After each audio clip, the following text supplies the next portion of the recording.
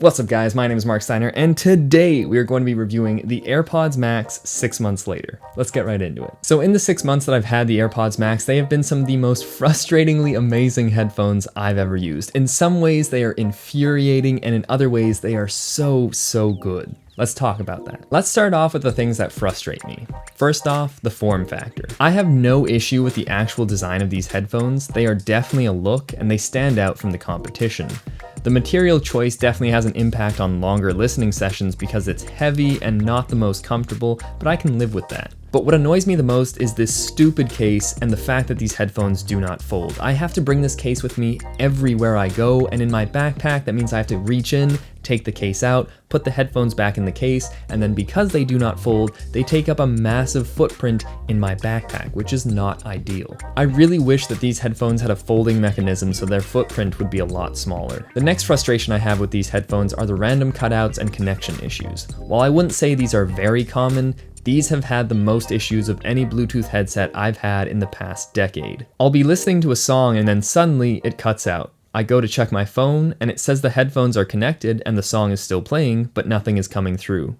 I'll toggle the noise cancelling on and off. Sometimes that fixes the issue, but usually it doesn't. So I take the headphones off my head so the proximity sensors recognize that and then put it back on my head, toggle the noise cancelling button again, and this usually fixes the issue. On other occasions, the headphones have just completely died on me for no reason. Fully charged, nothing wrong, and then I'll hear this pop and they just feel like they shorted out. I've also had an issue where the headphones will play the first 15 seconds of a song and then refuse to play any more. Usually a restart of my phone will fix that issue, but that shouldn't be happening. On top of all that, I've had a different kind of connection issue. Apple loves to claim that these headphones are able to simultaneously connect to all of your Apple devices and seamlessly switch smartly knowing which you're listening to, but I have not had that experience at all. If I'm watching Netflix on my laptop and then pull out my phone to scroll through social media, my headphones will automatically switch to my phone even though that's not what I want them to do. And then when they do connect to my phone, they're not even playing what my phone is playing. So they're just connected, they kicked me off of Netflix, and I'm not even getting the benefit of hearing whatever's on my phone. It's exceedingly frustrating to be consistently interrupted like that. And what infuriates me even more is that when I purposely pause Netflix on my laptop, give it a couple seconds, and then switch to my phone purposefully,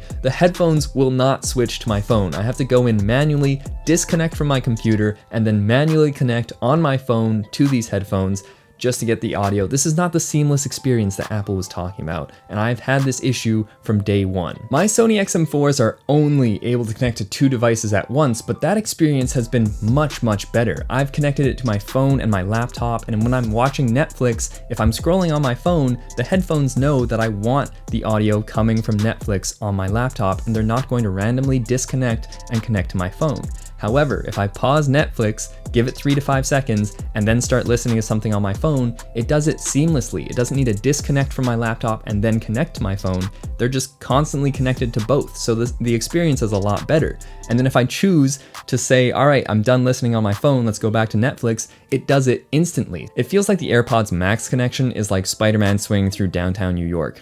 He needs to tether one web at a time, and if he wants to connect to a different device, he needs to untether and then shoot the next one. And if you want to go back to that first device, well, you're out of luck. You're already swinging forward. The last thing that frustrates me is the battery life. These things are rated for 20 hours, which is lower than the competition. On top of that, I've definitely noticed some battery drain. There was one time where I fully charged these before bed, left them out of the case overnight, and when I went to use them the next morning, they were at 14%. So even though I haven't seen anything as bad as that since that incident, there is definitely battery drain going on. Not to mention one of my biggest gripes with these headphones, the lack of a power button. You cannot turn these headphones off, and I know that the comment section is already going to be arguing, oh, but if you put them in the case low power mode in 5 minutes, yes, sure, but low power mode, even ultra low power mode, is still not off. No matter what, these headphones are always on and they are always sipping battery. And I'd much prefer to have a dedicated power off button. If you're out and about and you don't have the case on you and you just leave these headphones around your neck, the headphones realize that they're not completely still, so they stay actively powered. So they're draining battery life even though you're not listening to music. So because of all that, those 20 hours go really quickly. With my Sony XM4s, I charge them once or twice a week depending on usage, and I'm very comfortable leaving the house with 20%. But my AirPods Max, I find I need to charge them 2 to 4 times a week, and I don't feel comfortable leaving the house with 20% because I know it's not going to get me through my outing. And on top of that, the AirPods Max feature the Lightning port instead of the far more common USB-C port, which everyone has in 2021, which also would be nice for faster charging times. But no, you're locked into the Lightning cable. Now, Apple recently announced lossless audio and Dolby Atmos for Apple Music, and these headphones cannot take advantage of lossless audio, so that's not a reason to go out and buy these.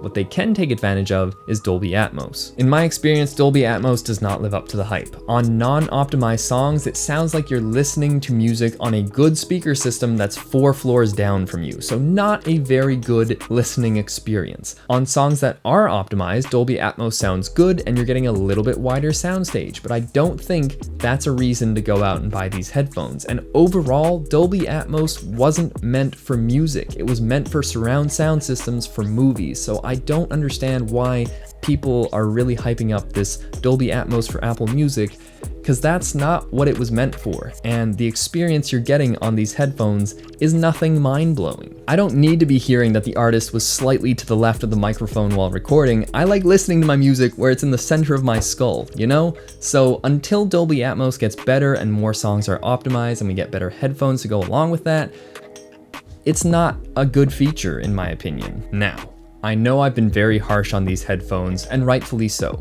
For $550 before tax and Apple Care, these are not a cheap product, and they should be held to a higher standard because of that price point. But if you're willing to pay that hefty price tag and put up with all of these issues, you are going to truly appreciate these headphones. They sound absolutely wonderful. Vocals are crisp and clear, bass is tight and punchy and not muddy at all. There's a nice soundstage to these headphones. They definitely sound better than my Sony XM4s. The noise canceling is also better. Loud noises like construction and city traffic are completely blocked out by these, whereas some of that still gets through on my XM4s. These two factors are why I keep coming back to these headphones and usually pick them up over my Sony XM4s. The transparency mode is also far superior on the AirPods Max. It feels like you do not even have headphones on. That's how good the transparency mode is. I also love the Siri integration with these headphones. Siri will read you your incoming text messages and you can activate her with just "Hey Siri." Overall, it's very hard to recommend these headphones. With the hefty price tag, all of these issues, and the fabulous Sony XM4s on sale between $250 and $300 these days, the AirPods Max are not a good choice. Sure, they definitely beat the Sony XM4s in certain aspects, but as a complete package, it doesn't warrant double the price. These are a first generation product and honestly feel kind of like a rare miss from Apple, but I'm very excited to see what future generations of this product improve upon because this is such an interesting headphone. But as always, I want to know what you guys think. Are you excited about these headphones? Do you think they're Apple trash? Do you think they're the best on the market? Do you think the Sonys are the play? Let me know in the comment section down below. My name is Marc Steiner, and I'll see you next time.